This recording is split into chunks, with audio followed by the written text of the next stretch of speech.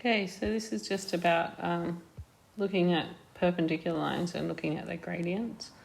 If you look at this one here, like you've got the rise on the run. So the rise is 3, the run is 3, so the gradient is 1.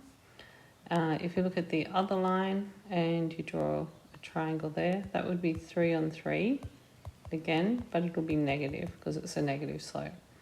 So the gradient of this one's 1 and the gradient of this one is -1. Looking at this one here, you've got to try and find a right angle triangle, which isn't a really easy job, to get one that goes right through, nicely through the triangles. But if we, let's say that one's going to half, let's go that one. I don't know, there might be a better one. Let's go, so that would be from there down to there would be 2, from there to there's 1, so it's 2 on 1, that's that gradient. Yeah, I'm coming. And if you driving, if you do another one, I checked it. It looks good. let's draw a triangle. Okay. Alright, so if you look at the other one here, what do we have? So let's go. We draw a triangle maybe from here to here. So that's 6. And that one looks like that goes down to 3. That's actually not 2. It's really deceptive because the axes go up by halves, which I didn't realise. So let's just have a look at that again. Okay, so if we look at this here, that's 3 there. And that's 1. Okay, so that's 1, 2, 3, 4. And this is 1, 2. So it's 4 on 2, which is 2. And if you look at this one here, let's go across, that's actually 6 there and 3 there. So 3 on 6 is a half. Now one of these is negative, that would be the one coming down here. That would be -1/2, and this one's 2.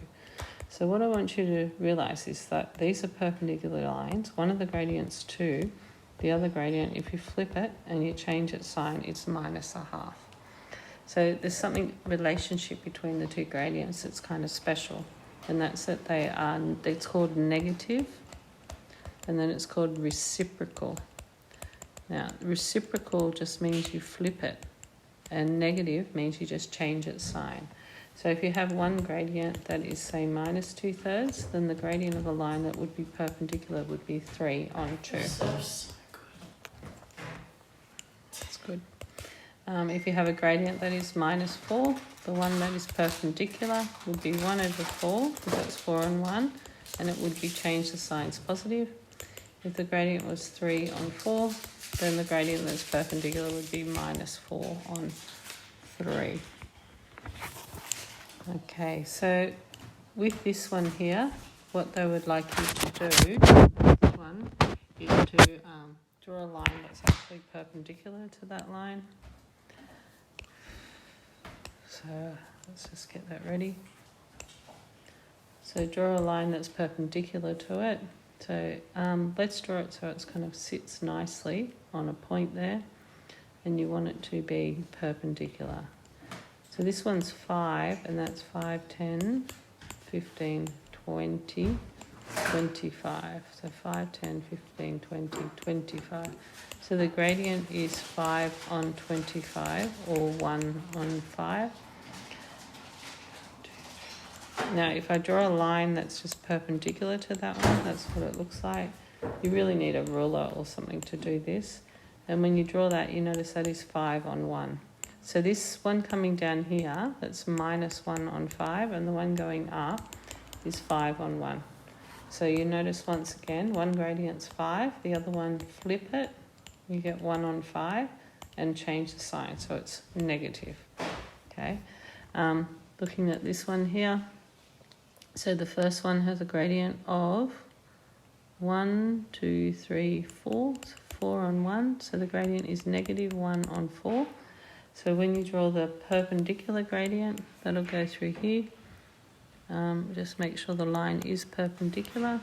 So when you draw this, this is 1, this is 4. So the gradient of that orange line would be rise is 4, run is 1. Okay, so these two, they are negative reciprocals of each other. Okay, and just the next part, this part here.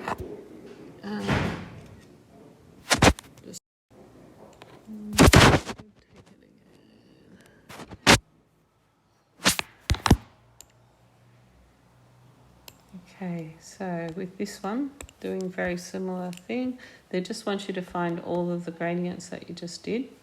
And then when you put them in the table, just show that what I was just doing, which was the same thing, that they're negative reciprocals.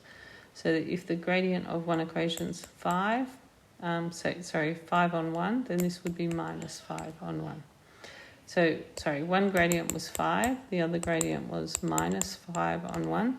They want to show you that when you multiply these two gradients, I'll call that gradient perpendicular together, so 5 times minus 1 on 5, it actually simplifies to minus 1.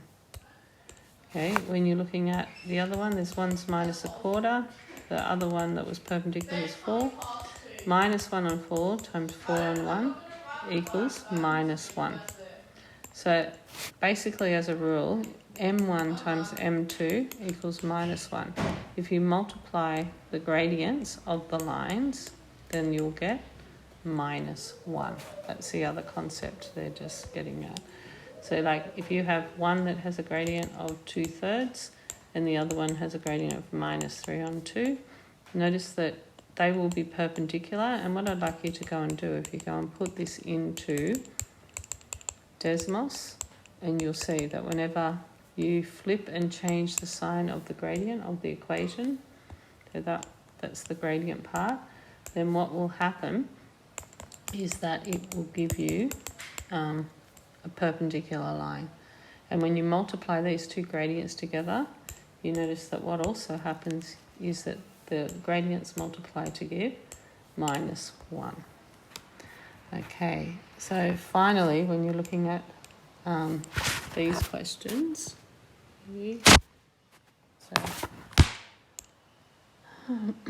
so when you're looking at these here, basically what you need to do is you need to rearrange them to get the gradient first. So you got 3y, bring the 2x over, so you get positive 2x plus 6, divide by 3, so you get y equals 2x on 3 plus 2, so the gradient is 2 on 3, so the perpendicular gradient would be minus 3 on 2. Okay, the same, I might just do that one. I just want to show you that what you always do is bring the 400y to the other side. Always bring it to the side that's going to make the y positive, because it just makes a neater equation than when you solve it.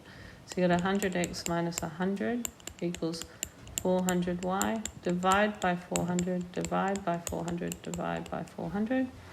So the gradient is equal to 100 on 400, which is 1/4, or 1 in 4.